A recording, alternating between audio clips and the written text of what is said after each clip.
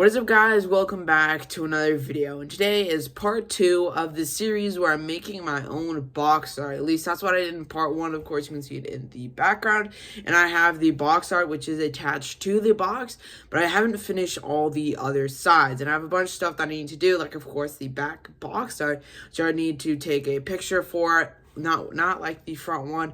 I do need a completely different position and a different thing. I don't know what I'm gonna do then. I was probably gonna do something like in a hanger bay, and I also need to have that 1:1 scale, so it's like the exact size of a minifigure, and it's only one minifigure, so it has to be the most important one. And last time I already decided it was going to be Captain Rex, and of course I need to do some other sides that are going to be a lot easier. So this is the actual mock that I used for the image, because of course the box image is from my own creation, and like I said, this Captain Rex figure will be the figure for the 1:1 scale side of the box, so I'll start with that. But here it is finished. I looked at some other clone battle packs for the image, or how they would make it. Of course the figure would be swapped out and a couple of the other colors.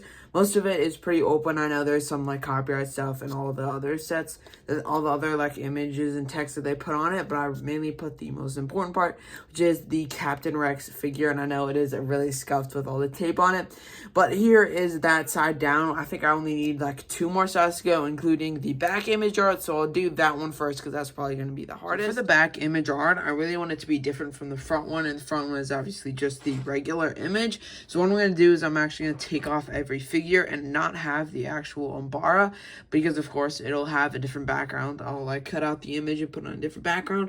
So I think I'm going to remove all the minifigures as well as the ATR. So I did just finish taking the image. I know a lot of the figures fell because it was hard to get it in the actual stood up position, because I can't really add studs because it'd be more hard to cut it out. But this is the final image that I came up with.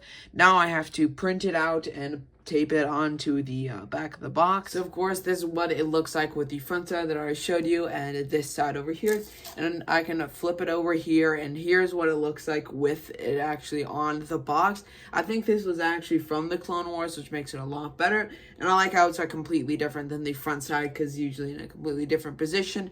And I like how, it expands your creativity, so it doesn't just have to be an Umbara, and it can also be sort of like a battle pack. I know most of the pieces are going into the actual build rather than the ATRT, but still I think it's a really cool build.